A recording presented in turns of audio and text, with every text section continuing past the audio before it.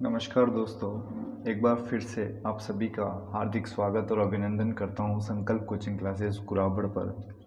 जैसा कि आज फिर से स्माइल प्रोजेक्ट के तहत क्लास 10वीं का गणित का पेपर नंबर 7 जो था, पेपर नंबर 7 आज आया है। इस पेपर नंबर 7 को सोल्व करने से पहले अपन गुरु वंदना कर लेते हैं और गुरु वंदना करने के बाद अपन इस पेपर की शुरुआत करते हैं। पहले सभी हाथ जोड़कर माँ सरस्वती जो विद्या की देवी है उसका आह्वान करेंगे। उसके बाद अपन इस पेपर को सोल्व करने का प्रयास करेंगे। सदा शिव समारंभा तथा पाणिनि मध्यमा अस्मादचार्य पर्यंता वंदे गुरुं परंपरा। आइए पहला सवाल देखते हैं। पहला सवाल है 68 उन 90 का द्वंद्व योग विधि से वर्गमूल ज्ञात कीजिए। अब जब भी हमें इसको सोल्व करना होता है कि द्वंद्व योग विधि से वर्गमूल, तो वर्गमूल ज्ञात करने के लिए हमने बचपन में देखा था, मतलब जब स्कूलों में हमें सर सिखा, स्कूलों में जब टीचर बताते थे तो द्वंद्व योग विधि से या वर्ग किसी भी संख्या का वर्गमूल निकालना होता था तो पीछे से दो दो अंक के जोड़े बना देते। तो पीछे से दो दो अंक के जोड़े बनाए, 8 9, इधर क्या हो गया 6 है। तो सबसे पहले जब दो दो अंक के जोड़े बन जाते हैं तो हम सबसे पहले क्या करते हैं कि यहाँ पर 3 खंड बनाते हैं। पहला खंड, दूसरा खंड और तीसरा खंड। दूसरे खंड में क्या, पहला जो खंड है उसमें नहीं, दूसरे खंड में, पहले खंड में भी कुछ लिखेंगे वो मैं बाद में बताऊंगा, लेकिन दूसरे खंड में क्या करते हैं कि यहाँ पर कितने जोड़े बने, 1 और 2, तो लास्ट जोड़ा कौन सा है यहाँ 68, उसको लिख देते हैं दूसरे खंड में। और इसके अलावा जितने भी जोड़े बचे हैं, जितने भी युग्म बचे हैं, उसको लिख देते हैं इस तीसरे खंड में। ठीक है। अब अपन क्या करते हैं, इसमें द्वंद्व योग विधि से जब भी वर्गमूल निकाला जाता है तो उसमें एक बार माइनस किया जाता है, एक बार भाग किया जाता है, एक बार माइनस एक बार भाग। वो डिपेंड करेगा कि भाग की क्रिया कितनी बार होगी। अब यहाँ पर हमारे यहाँ जो तीसरे खंड में है जोड़ा, जो युग्म है वो कितना है, एक ही। इसका मतलब जो भाग की क्रिया होगी वो कितनी बार होगी, वो भाग की क्रिया सिर्फ एक बार ही होगी। अब अपन क्या करते हैं, सबसे पहले इस 68 से छोटी वर्ग संख्या क्या होती है, 8 होती है। 8 का वर्ग किया, 68 माइनस 64 बराबर कितना बचा, 4। तो जो 8 होती है, मतलब इस 68 से छोटी वर्ग संख्या 64 होती है। 64 किसका होता है, 8। इस 8 का वर्ग करके 68 में से घटाया, कितना बच गया, 4। ये जो 8 है, इस 8 का डबल करके 16 वो लिख देते हैं यहाँ। अब शेष कितना बचा, ये 4 बच गया, शेष यहाँ लिख दिया। अब मुझे क्या करना है, सेकंड स्टेप में भाग देना है। भाग देना है, यहाँ कितना आया 48, इस 48 में मुझे भाग देना है 16 का। भागफल कितनी बार गया, 16 3 48, और शेष कितना बच गया मेरे पास, शेष बच गया 0। जो ये भागफल 3 आया उसको लिखना है इस खंड में, यानी इसमें जितने भी भागफल आएंगे उसको इस खंड में ही लिखेंगे। तो यहाँ भागफल कितना आ गया, यहाँ भागफल आ गया 3। अब ये जो शेषफल बचा वो कितना हो गया, 0। यानी हमारे पास इस तीसरे खंड में कितने जोड़े हैं, एक ही जोड़ा है। इसका मतलब यहाँ पर भाग की क्रिया कितनी बार करनी, भाग की क्रिया यहाँ पर एक बार ही करनी, हो गई। अब ये शेष हो गया 0। अब यहाँ 0 और 9, तो 9 हो गया, माइनस 3, इसका वर्ग, एक बार घटाना एक बार भाग, एक बार घटा, अब इसका वर्ग कर दो। 3 का वर्ग क्या होता है, 9, 9 में से 9 गया तो 0 आ गया। यानी भागफल जो आया वो कितना आया, 83। इसका मतलब ये 83 क्या है, इसका वर्गमूल है कि 6889 का वर्गमूल कितना होता है, 83। सेकंड प्रश्न देखते हैं कि HCF का एलसीएम दे रखा है आपको 8 और 616, एक पूर्णांक दे रखा है 56, आपको सेकंड पूर्णांक ज्ञात करना है। तो वही मैंने सूत्र बताया था, मस इंटू लस बराबर फर्स्ट पूर्णांक इंटू सेकंड पूर्णांक, यही सूत्र बताया था मैंने। मस कितना है, मस है 8 और लस कितना है 616। फर्स्ट पूर्णांक यानी एक पूर्णांक कितना है 56, और सेकंड पूर्णांक हमें निकालना। ये गुणे में है, इधर आ जाएगा तो किस में चला जाएगा, भाग में चला जाएगा। ये चला गया इसमें 7 बार, 7 का भाग दिया 8 बार, 56, और 11 में से 6 गया तो 5 बचा 56, यानी सेकंड पूर्णांक कितना आया, सेकंड पूर्णांक आ गया 88। अगला सवाल है तीसरा, के x square plus 5x plus 3k शून्यांकों का योग उनके गुणनफलों के बराबर हो तो k का मान ज्ञात कीजिए। हमारे पास जब भी इस टाइप का सवाल आए तो इसमें हमें k का मान ज्ञात करना। देखो दोस्तों, k का मान ज्ञात करने के लिए सबसे पहले हमें बहुपद पता होना चाहिए कि ax square plus bx plus c के रूप का बहुपद हो। जब इस रूप का बहुपद होता है तो जो शून्यांकों का योग होता है वो क्या होता है, शून्यांकों का योग होता है अल्फ़ा प्लस बीटा, और अल्फ़ा और बीटा को अपन क्या लिख सकते हैं, माइनस बी अपॉन ए। ठीक है, माइनस बी अपॉन ए के मान अगर अपन इस समीकरण से निकालो, हमारे पास जो समीकरण दे रखी है वो क्या दे रखी है, के एक्स, सॉरी बहुपद दे रखा है के x square plus 5x plus 3k, ये बहुपद दे रखा है। अब यहाँ b का मान कितना है, 5, तो माइनस का 5 है ये, और a का मान कितना है k, क्योंकि x का जो गुणांक होता है वही है a। यहाँ पर x का गुणांक a है तो यहाँ x का गुणांक क्या है, k, तो -5 अपॉन k, ये हो गया पहला समीकरण। फिर शून्यांकों का गुणा, शून्यांकों का गुणा, शून्यांकों का गुणा की बात करते हैं तो अल्फ़ा इंटू बीटा, और अल्फ़ा इंटू बीटा बराबर होता है सी अपॉन ए, और सी का मान कितना है 3k, पूरा सी है यहाँ तो यहाँ पूरा 3k अपॉन के का मान k बराबर, ए का मान k हो गया बराबर समीकरण नंबर 2। अब इसने क्या कहा, इसने कहा कि शून्यांकों का योग यानी -5 अपॉन के बराबर शून्यांकों का गुणा बराबर है, ये और ये दोनों बराबर है, दोनों भिन्न संख्याओं के बीच में बराबर का चिन्ह है तो व्रज गुणा होता है, व्रज गुणा करेंगे तो क्या हो जाएगा, ये हो जाएगा 3k बराबर -5, तो k की वैल्यू कितनी हो जाएगी, k की वैल्यू हो जाएगी -5 अपॉन 3, k की वैल्यू कितनी हो जाएगी, k की वैल्यू हो जाएगी -5 अपॉन 3, ये k का मान। अगला चौथा सवाल, दोस्तों जो सवाल थोड़े बड़े हैं उनको मैं यहाँ नोट नहीं कर रहा हूँ, मैं जब भी ये वीडियो डालूंगा उससे पहले मैं आपको पेपर भी सेंड कर दूंगा, तो वहाँ पर पेपर की लिंक भी मैं डाल दूंगा, तो आप वहाँ से पेपर देख लीजिएगा। पहला चौथा सवाल अपन देखते हैं। चौथा सवाल ये कह रहा है कि 7 रबड़ और 5 पेंसिलों का कुल मूल्य 58 रुपये है, जबकि 5 रबड़ और 6 पेंसिलों का कुल मूल्य 56 रुपये हो। इस समस्या को बीजगणित रूप में व्यक्त कर ग्राफ विधि से हल कीजिए। यानी इसने कहा 7 रबड़, रबड़ की संख्या x मान लेते हैं, 7 रबड़ और 5 पेंसिल, इनका मूल्य है 58 रुपया। फिर 5 रबड़ और 6 पेंसिलों का मूल्य है 56 रुपया। इसे आपको ग्राफी विधि से सरल करना है, इसे आपको ग्राफी विधि से सरल करना है। अब ग्राफी विधि से सरल कैसे किया जाता है, ग्राफी विधि से सरल करने के लिए दोस्तों ये देखना कि जैसा आपको ग्राफ बनाना है, यानी इसमें पहला समीकरण क्या है, 7x प्लस 5y बराबर 58, इससे x और y की वैल्यू निकालो। तो मैंने बताया था कि x वाली वैल्यू को तो उधर ही रखते हैं, 58 माइनस 5y ऐसा लिख दिया। यहाँ से x के गुणे में 7 है, हटाया 58 माइनस 5y अपॉन हमने 7 कर दिया। अब क्या करते दोस्तों, हम इसमें y की वैल्यू रखते हैं और फिर उससे आप x की वैल्यू निकाल देना। तो सबसे पहले अपन y की वैल्यू निकालते हैं, तो y के लिए अपन क्या करते हैं, सबसे पहले इसमें रख देते हैं -1। जब y के अंदर -1 रखते हैं तो x बराबर हो जाएगा 58 minus 5 into -1 upon 7, minus minus plus 58 और 5 कितना हो गया 63, x बराबर 63 अपॉन 7, तो कितनी बार गया 9, यानी y का वैल्यू -1 रखा तो कितना आया, x का वैल्यू 9।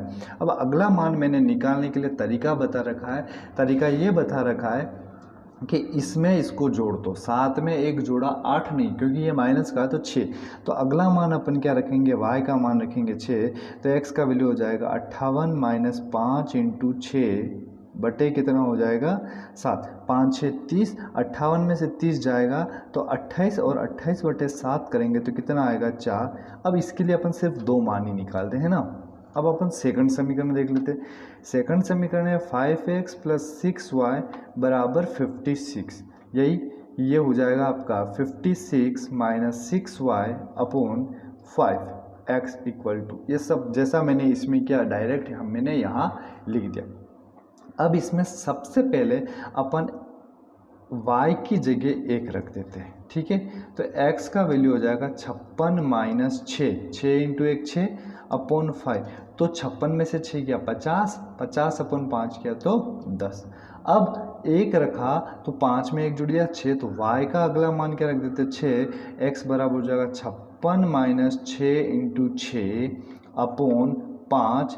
56 माइनस 36, 56 माइनस 36 किया तो कितना आ गया 20 अपॉन 5, और 5 का भाग 20 में कितनी बार 4। यानी यहाँ पर देखो y बराबर 6, x बराबर 4। अब यहाँ पर अपन क्या बनाते हैं, एक सारणी बना देते हैं। सारणी में लिख देते हैं कि x अपॉन y, y का वैल्यू पहला मैंने -1 रखा तो x का कितना आया 9।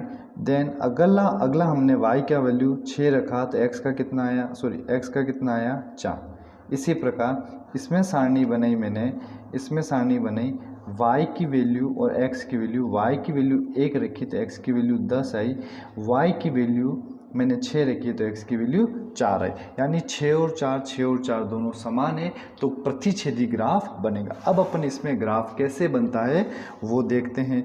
ग्राफ बनाने के लिए देखते हैं, सबसे पहले ग्राफ बनाने के लिए अपन क्या करेंगे, एक लाइन खींच देंगे, ये y अक्ष हो गया, ये आड़ी लाइन x अक्ष कहलाती है, ठीक है। अब x अक्ष पर कहाँ तक 0, x अक्ष पर कहाँ तक है 10 तक है, तो 1 2 3 4 5 6 7 8 9 और 10।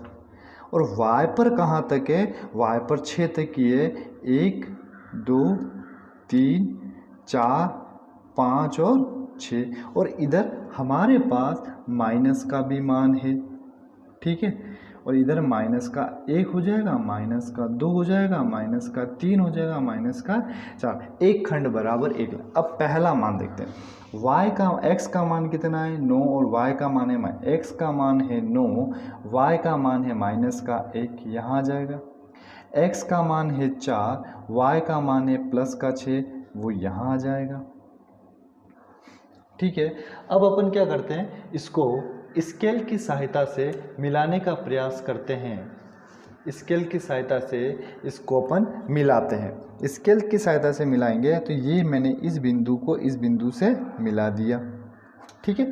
अब हमारा सेकंड पॉइंट जो आया है, सेकंड पॉइंट क्या आया है, x का वैल्यू है 10, y का वैल्यू है 1। x का वैल्यू है 10, y का वैल्यू है 1, x का वैल्यू है 4, y का वैल्यू है 6। यानी यहीं इसका मतलब इसको मिलाया तो ये भी ग्राफ इस तरह से मिलेगा, तो ये ग्राफ को ऐसा काटेगा। और यहाँ पर पॉइंट क्या आ रहा है कि x का वैल्यू आ रहा है 4 और y का वैल्यू कितना आ रहा है 6। तो ये हमारा ग्राफ बन गया, और इसको लिख सकते हैं अपन x और इसको लिख सकते हैं अपन y के। x का वैल्यू 4 हो गया और y का वैल्यू 6 हो गया। ये इस तरह से ग्राफ बनेगा जैसा कि आपको इसमें दिख रहा है। अब अपन सवाल नंबर 5 देखते हैं। अगला सवाल नंबर 5 देखते हैं। सवाल थोड़ा बड़ा है तो मैं इसे लिख नहीं रहा हूँ, मैं आपको बोल रहा हूँ और पेपर में डाल दूंगा। इसने कहा कि एक मोटर कार ए स्थान से बी स्थान तक 175 किलोमीटर दूरी 70 किलोमीटर प्रति घंटा समान गति से सभी 10 हरे यातायात सिग्नलों को पार करती है। यानी ए से बी तक पहुँचने में 175 किलोमीटर लगता है और घंटा जो है वो 70 किलोमीटर पर घंटा है। और 10 स्थान पर सिग्नल लगे हुए हैं और प्रत्येक सिग्नल पर वो 1 मिनट, मतलब पहले सिग्नल पर 1 मिनट, दूसरे पर 3 मिनट, तीसरे पर 5 मिनट, इस प्रकार टोटल 10 सिग्नल है और 10वें सिग्नल पर वो 19 मिनट रुकता है। तो हमें बी तक पहुंचने में कुल कितना समय लगेगा, इसको सोल्व करना। तो अपन 5वां सवाल करते हैं। इसमें है कि ए से बी तक बिना रुके अगर वो जाए, बिना रुके जाने में लगा समय ए से बी तक बिना रुके जाने में लगा समय, समय बराबर क्या होता है, समय बराबर होता है दूरी बटे चाल। और चाल जो है हमारी कितनी दे रखी है, 70 किलोमीटर पर घंटा, और दूरी कितनी दे रखी है, 175।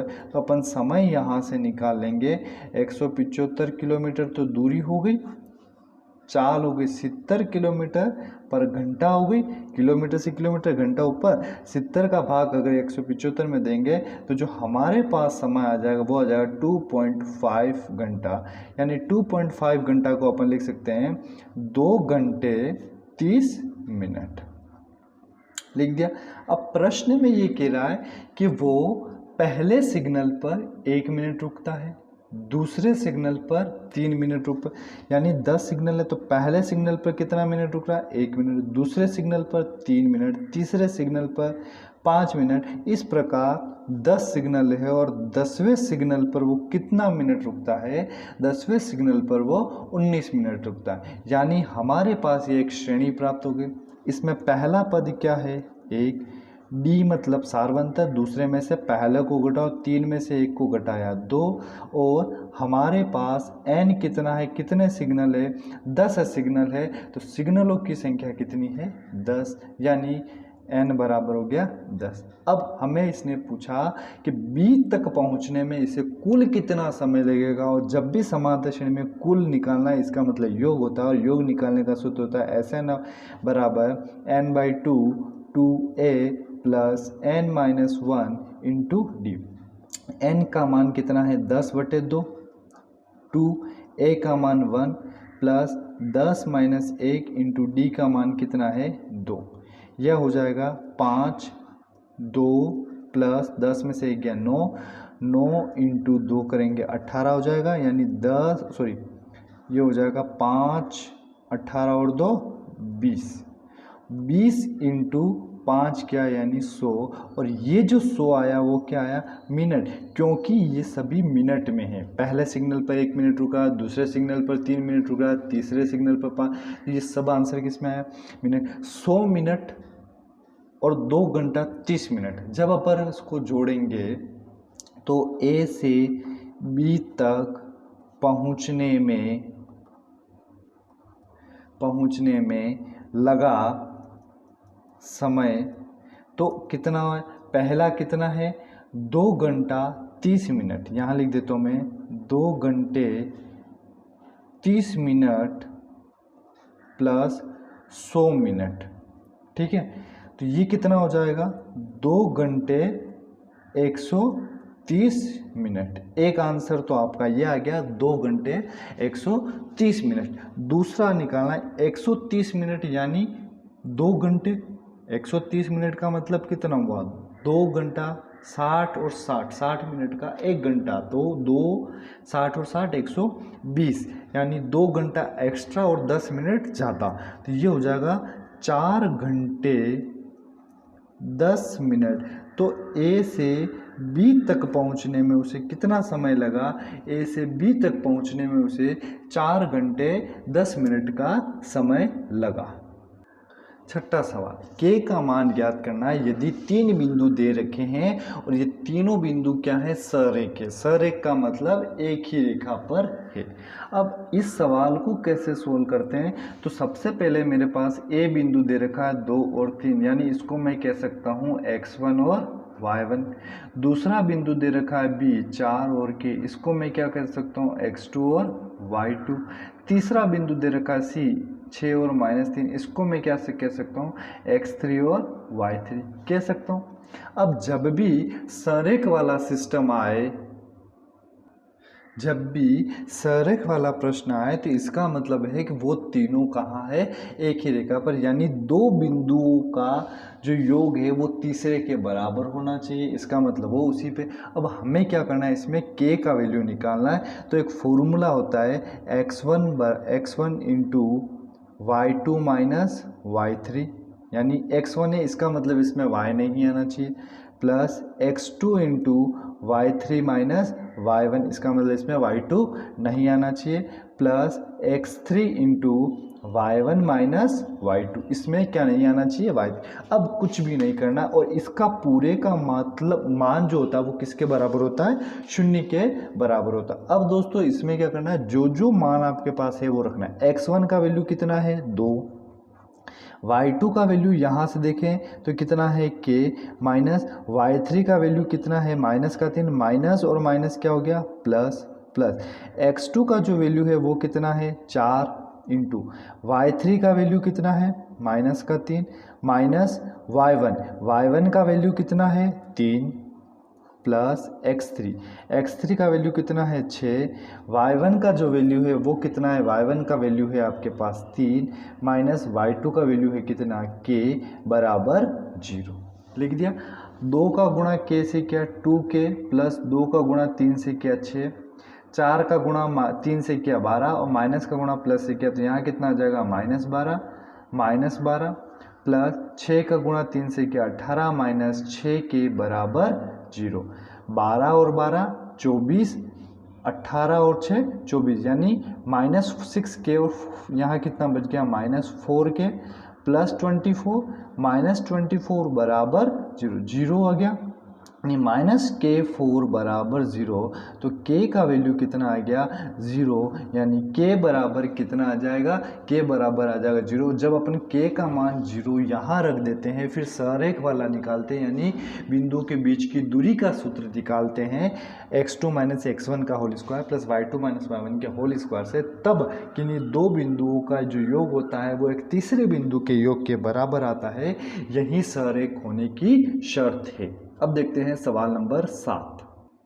सवाल नंबर 7 का पहला है कि 4 बिंदु दे रखे, ये पूछा है ये चतुर्भुज का कौन सा प्रकार है। अब देखो दोस्तों, चतुर्भुज का प्रकार, इसका मतलब मैंने 4 आकृति की एक डिब्बा बना दिया।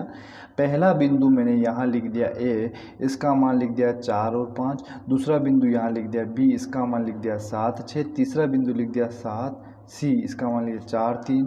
और चौथा बिंदु लिख दिया D, इसका मान लिख दिया 1 और 2।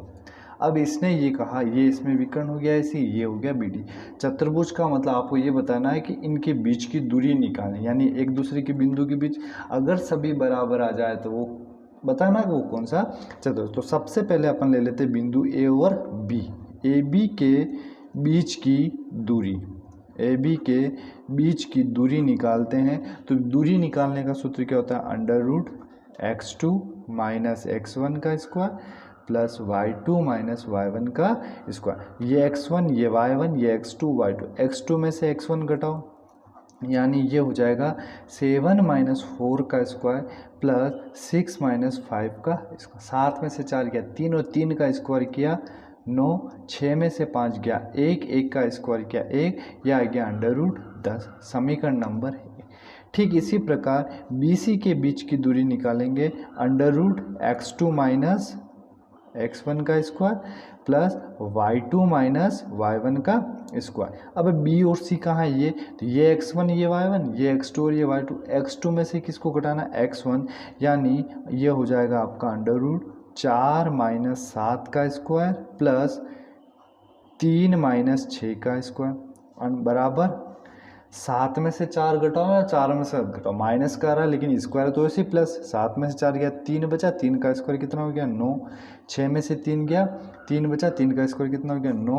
9 और 9 कितना हो गया 18, यानी √ क्या लिख दिया मैंने 18। अब निकालना C और D के बीच की दूरी। C और D के बीच की दूरी निकालेंगे, √x2 माइनस x1 का square plus y2 minus y1 का स्क्वायर।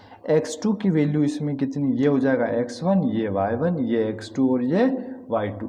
अब देखो x2 minus x1, x1 y1 x2 y2, इसमें से इसको घटाना, यानी 1 माइनस 4 का स्क्वायर प्लस 2 माइनस 3 का स्क्वायर।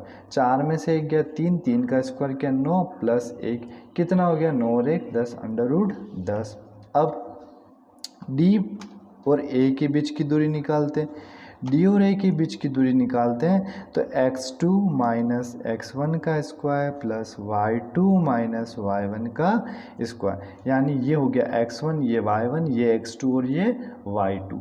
इसमें से इसको घटाओ किसी को भी, तो अपन क्या कर देते हैं 4 माइनस 1 का स्क्वायर प्लस 5 माइनस 2 का स्क्वायर। अब इस अगर इस सूत्र में थोड़ा कन्फ्यूज हो किस में से किसको घटाना है, तो पहले वाले में से पहले वाले को घटाओ, दूसरे वाले में से दूसरे वाले। 4 में से 1 गया, कितना बचा 3, 3 का स्क्वायर किया फिर से कितना आया 9, 5 में से 2 गया, कितना बचा 3, 3 का स्क्वायर किया कितना आया 18, 9 और 9 कितना हो गया 18। यानी पहला समीकरण 2, तीसरा समीकरण √10, चौथा आ गया √18। अब अपन क्या करते हैं विकर्ण निकाल देते हैं, ऐसी की दूरी, ऐसी के बीच की दूरी निकालते हैं, ये x1 y1 x2 और y2। तो वही पहले वाले में से पहले वाले को घटाओ, 4 में से 4 को घटाओ उसका वर्ग करो, प्लस 5 में से 3 को घटाओ उसका, 4 में से 4 क्या 0, 0 का वर्ग कितना होता है 0, 5 में से 3 गया कितना बचा 2, 2 का वर्ग कितना होता है 4, √4, √4 का मतलब कितना हो गया 2, समीकरण नंबर हो गया 5। फिर आपको निकालना है डी बी, वही पहले वाले में से पहले वाले को घटाओ, दूसरे वाले में से दूसरे को घटाओ, तो 1 माइनस 7 का स्क्वायर प्लस 2 माइनस 6 का स्क्वायर। 7 में से 1 गया 6, 6 का स्क्वायर कितना होता है √36, प्लस 2 में से 4, 6 में से 2 गया 4, 4 का स्क्वायर कितना होता है 16, 36 और 16 करेंगे 6 और 6 12, 3 और 1 4 और 1 5, √52। अब हमें ये बताना है कि ये जो हमारे पास चतुर्भुज बना हुआ है वो किस प्रकार का चतुर्भुज, यानी विकर्ण तो दोनों बराबर नहीं है। जब विकर्ण बराबर नहीं है लेकिन इसमें दो भुजा बराबर, एक तो √10, √10, √18, तो हमें ये बताना है किस प्रकार का चतुर्भुज है। अब हमें क्या बताना है कि इसमें चतुर्भुज, तो विकर्ण तो बराबर नहीं है सामने दिख रहा है, लेकिन एक भुजा √10 आ रही है, एक भुजा √18, एक भुजा √10, एक भुजा √18, यानी समचतुर्भुज भी नहीं कह सकते। ये चतुर्भुज कौन सा हो जाएगा समांतर चतुर्भुज, यानी एक का अंतर होने के बाद दूसरी वही भुजा आ रही है। तो यह जो दिया गया सवाल है वो उसमें चतुर्भुज कौन सा है समांतर चतुर्भुज। अब देखते हैं अपन इसका दूसरा सवाल। 7वें का दूसरा है कि त्रिभुज का क्षेत्रफल ज्ञात करना है जिसमें आपको 3 बिंदु दे रखे, -3, -2, 5, -2, 5 और 4, और ये भी सिद्ध करना है कि यह एक समकोण त्रिभुज है। यानी इसमें दो सवाल है, एक तो आपको यह सिद्ध करना है समकोण त्रिभुज है, एक आपको यह सवाल सिद्ध करना है कि त्रिभुज का क्षेत्रफल। तो सबसे पहले अपन त्रिभुज का क्षेत्रफल ज्ञात कर लेते हैं, वही कि x1 और y1 का जो मान दे रखा है वो कितना दे रखा है, x1 और y1 का मान दे रखा है -3 और -2, x2 और y2 का मान कितना दे रखा है 5 और -2, और x3 और y3 का मान कितना दे रखा है 5 और 4, ये दे रखे। अब अपन देखते हैं दोस्तों इसमें कि वही जो सूत्र हमने पहले लगाया था, याद हो आपको, तो त्रिभुज का क्षेत्रफल निकालना, यानी त्रिभुज का क्षेत्रफल हो जाएगा 1/2 x1 है तो क्या नहीं आएगा y1 नहीं आएगा, तो ये हो जाएगा y2 minus y3 plus x2 y3 minus y1 plus x3 y1 minus y2। अब आपको क्या करना है 1/2 x1 का जो वैल्यू है वो रखते हैं अपन।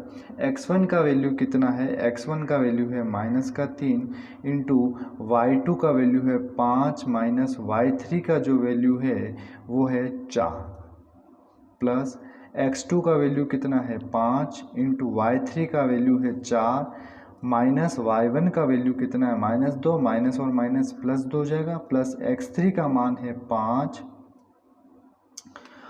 और y1 का जो मान है वो हो जाएगा -2 और y2 का मान है -2 माइनस माइनस प्लस 2, 1/2, 5 में से 4 गया 1 -3, 4 तो 6, 6 इंटू 5 30, प्लस -2 प्लस 2 0, 0 का गुणा 0 से 5 गया 0, 30 में से 3 गया तो 27, यानी 1/2 इंटू 27, तो 27/2 वर्ग इकाई, इसका तो आ गया आपका क्षेत्रफल आ गया ये त्रिभुज का। अब इसने ये कहा कि यह सिद्ध कीजिए कि यह एक समकोण त्रिभुज है। समकोण त्रिभुज का मतलब सिद्ध, ये तो हो गया पहला इसका पार्ट। अब हमें ज्ञात करना है इसी सवाल का समकोण त्रिभुज। समकोण त्रिभुज का मतलब होता है कि कर्ण का स्क्वायर बराबर लंब का स्क्वायर, यानी ये कर्ण है, ये लंब है और ये आधार है। कि दो कर्ण का स्क्वायर जो है वो आधार, लंब के स्क्वायर और आधार के स्क्वायर के वर्ग के बराबर होगा। तो अब अपने पास वही बिंदु दे रखे थे, तीनों बिंदु। तो तीनों बिंदु अपन फिर से लिख लेते हैं और तीनों बिंदु में पहला बिंदु, इस बिंदु को मैं दे देता हूँ ए नाम और इसका नाम दे देता हूँ मैं -3 और -2। इसको दे देता हूँ बी बिंदु और बी बिंदु के नाम दे देता हूँ मैं 5 और -2। इसका नाम दे देता हूँ मैं सी बिंदु, इसका दे देता हूँ 5 और 4। इन तीनों बिंदुओं के नाम मैंने लिख दिए। अब तीनों बिंदुओं के नाम लिख दिए दोस्तों, तो वही बिंदुओं के बीच की दूरी निकालो। ए बी के बीच की दूरी निकाल दे तो √x2 - x1 का स्क्वायर प्लस y2 - y1 का स्क्वायर। x2 पहले वाले में से पहले को घटा दो, दूसरे वाले में से दूसरे को घटा दो, ज़्यादा लोड नहीं लेना। -3 में से -5 को घटाया, उसका वर्ग किया। -2 में से -2 है तो माइनस माइनस प्लस हो जाएगा, इसका वर्ग किया। 5 और 3 8, 8 का वर्ग कितना होता है 64 प्लस 0, 64 का मतलब कितना होता है 8।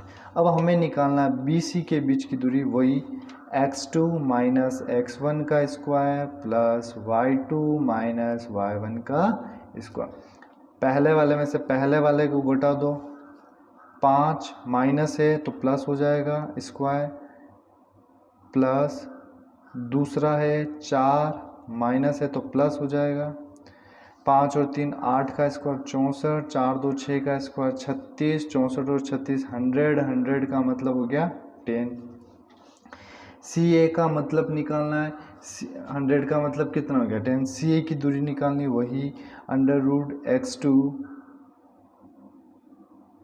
एक मिनट, हमने पहले ये दूरी निकाल दी, सॉरी 5 + 3 कर दिया 4 प्लस, हमने ये दूरी निकाल दी, ए सी निकाल दी। तो इसको आप कर दीजिए ए सी कर दिया, यानी ए बी तो निकाल दी, फिर बी सी निकालनी थी तो हमने ए सी यहाँ सी ए निकाल दिया, यहाँ सी ए कर दीजिए। अब अपन क्या कर देते हैं, यहाँ पर बी सी निकाल देते। बी सी का मान x2 - x1 का स्क्वायर प्लस y2 - y1 का स्क्वायर। x2 का मान वही पहले वाले में से पहले वाले को, दूसरे वाले में से दूसरे वाले, 5 में से 5 को घटाया प्लस -2 -4 में से 4 को घटाया, 5 में से 5 गया 0, 4 और 2 6, 6 का स्क्वायर 36 और यहाँ हो जाएगा आपके 6। अब आपके पास समकोण त्रिभुज, अब हमारे क्या है कि पास ए बी का जो वैल्यू है और ए बी क्या है लंब है, और लंब की वैल्यू कितनी है आपके पास 8। बी सी जो है वो आधार है, आधार की वैल्यू कितनी आई 6, और ए सी जो है वो कर्ण है और कर्ण की वैल्यू कितनी है 10। सूत्र होता है कर्ण का स्क्वायर बराबर आधार का स्क्वायर प्लस लंब का स्क्वायर, और यही पाइथागोरस प्रमेय, यही समकोण त्रिभुज। कर्ण कितना है 10 का स्क्वायर बराबर आधार का स्क्वायर प्लस लंब का स्क्वायर, 10 का स्क्वायर 100, 64 प्लस 36 कितना हो गया 100 बराबर 100, यही समकोण त्रिभुज है। अब देखते हैं सवाल नंबर 8। सवाल नंबर 8 के 5 सेमी त्रिज्या के एक वृत्त पर ऐसी दो स्पर्श रेखा खींचिए जो परस्पर 70 डिग्री का कोण पर झुकी हो। पिछली बार भी सवाल ये था 5 सेंटीमीटर की जगह 4 सेंटीमीटर की त्रिज्या थी। सेम ऐसे ही करना है, तो 5 सेंटीमीटर त्रिज्या का वृत्त बनाया, ये 5 सेंटीमीटर त्रिज्या का वृत्त बना दिया। आपको डायरेक्ट पेंसिल से नहीं बनाना दोस्तों, 5 सेंटीमीटर का प्रकार लेकर बनाना। मैंने यहाँ पर केंद्र बिंदु ले लिया और यहाँ पर 5 सेंटीमीटर त्रिज्या के लिए हमने इसको नाम दे दिया बिंदु O। अब मुझे स्पर्शरेखा बनानी है तो सबसे पहले प्रकार का नोक यहाँ रखा, आधे से ज़्यादा खोला और अर्धवृत्त बनाते हुए 60 डिग्री का कोण काटा, 120 डिग्री का कोण काटा, 60 से एक ऊपर कोण काटा, 120 से कोण काटा और यहाँ जो कोण कट गया वो कट गया 90 डिग्री का और मैंने इसको इससे मिला दिया, यानी इसको मैंने इससे मिला दिया। ये एक स्पर्शरेखा बन गई। अब यहाँ एक कोण बनेगा, यहाँ एक कोण बनेगा, यहाँ एक कोण बनेगा, यहाँ एक कोण, यानी चतुर्भुज के चारों कोणों का योग होता है 360 डिग्री। यहाँ बनने वाला 90, यहाँ बनने वाला 90 और यहाँ बनने वाला कितना है 70। 90 90 70, 90 90 80 और 70, यानी 360 माइनस 90 प्लस 90 प्लस 70, ठीक है। तो 90 90 160 और 80 80 और ये 25 हो जाएगा, यानी 99 27 27 में से 2 माइनस कर दिए तो कितना हो गया 25, यानी 360 माइनस 250 बराबर कितना डिग्री 110 डिग्री। तो यहाँ जो कोण बनेगा वो कितने डिग्री का बनेगा, यहाँ बनने वाला कोण हो गया 110 डिग्री। प्रकार की सहायता से 110 डिग्री का कोण बनाया, ये बना दिया 110 डिग्री का कोण। फिर इस पर 90 डिग्री का अर्धवृत्त बनाया, ये 60 का काटा, ये 90 120 ऊपर काटा 90, इधर भी काटा ये, और इसको मैंने इससे मिला दिया और इस तरह से मिलाया। तो यहाँ पर बनने वाला कोण कितना डिग्री है 70 डिग्री। यही स्पर्शरेखा है। अब सवाल नंबर देखते हैं 9। 9वां सवाल के खोखले अर्धगोले का एक बर्तन है, इसका व्यास 14 सेंटीमीटर है, तो इसका आंतरिक पृष्ठीय क्षेत्रफल ज्ञात कीजिए। पृष्ठीय क्षेत्रफल भी उसमें दो होते हैं, एक तो होता है संपूर्ण पृष्ठीय क्षेत्रफल होता है, एक वक्र पृष्ठीय क्षेत्रफल। संपूर्ण पृष्ठीय क्षेत्रफल का मतलब उसके बाहर का पूरा क्षेत्रफल, और आंतरिक पृष्ठीय क्षेत्रफल का मतलब पूछा है तो आंतरिक पृष्ठीय क्षेत्रफल का मतलब हो जाएगा उसका वक्र पृष्ठीय क्षेत्रफल। व्यास दे रखा है आपको 14 सेंटीमीटर, तो त्रिज्या कितनी हो जाएगी 7 सेंटीमीटर। अर्धगोले के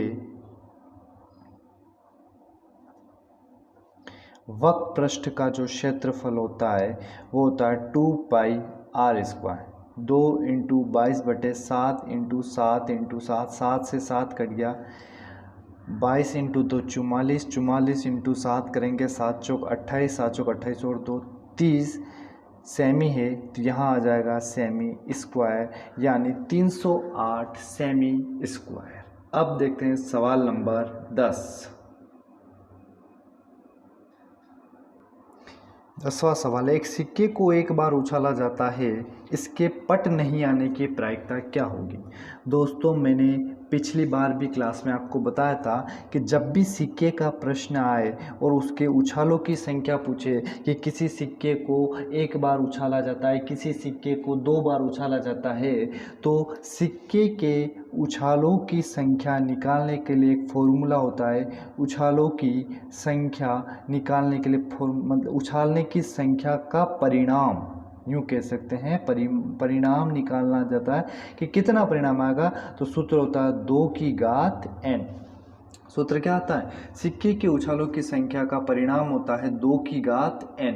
अब 2 की घात n, अब इस सिक्के को कितनी बार उछाल रहे, एक बार, तो n की जगह क्या रखेंगे 1, यहाँ लिख दिया n की जगह 1 रखा, तो कुल परिणाम कितने आ गए 2। और हमें वैसे भी पता है कि जब एक सिक्के को एक बार उछाला जाता है तो कुल परिणाम 2 आते हैं, और वो कौन से होते हैं, एक तो हेड होता है और एक होता है टेल।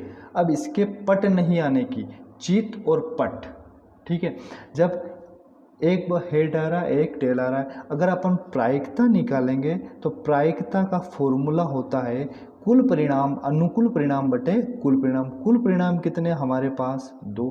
जब पट आता है, पट आने की प्रायिकता 1 और चित आने की प्रायिकता कितनी 1, यानी कुल प्रायिकता कितनी हो गई 1/2। अब इसने प्रश्न क्या पूछा कि जब पट नहीं, पट आने की प्रायिकता 1/2 है, पट नहीं आने की, अगर पट नहीं आएगा तो क्या आएगा चित आएगा, तो पट नहीं आने की प्रायिकता, पट नहीं आने की प्रायिकता कितनी हो जाएगी, वो भी 1/2 हो जाएगी। क्योंकि दोस्तों जब चित आने की प्रायिकता और पट आने की प्रायिकता दोनों एक ही है 1/2। अब हमारे को इसने प्रश्न पूछा पट नहीं आने की। जब पट आने की प्रायिकता 1/2 है तो पट नहीं आने की, और पट नहीं आने की मतलब इसका मतलब आ क्या रहा है, इसका मतलब आ रहा है चित आ रहा है। तो चित आने की प्रायिकता कितनी हो जाएगी, चित आने की प्रायिकता हो जाएगी 1/2। आप सभी का बहुत बहुत धन्यवाद कि आप इस क्लास को अटेंड किया आपने। स्माइल प्रोजेक्ट के तहत क्लास 10 का जो पेपर नंबर आज 7 हमारे को मिला वो हमने सोल्व किया सभी ने। आशा करता हूँ कि आपको समझ में आया होगा। अगर नहीं समझ में आए तो मैंने आपको मेरा व्हाट्सएप नंबर दे रखा है। इसके अलावा जितने भी 6 पेपर है उन सभी की लिंक मैं डिस्क्रिप्शन में डाल दूंगा। आप वहां से भी उस लिंक को देखकर जिन लोगों ने पिछले पेपर नहीं देखे वहां से आप देख सकते हैं। तब तक के लिए आप सभी को मेरी तरफ से राम राम, जय श्री राम।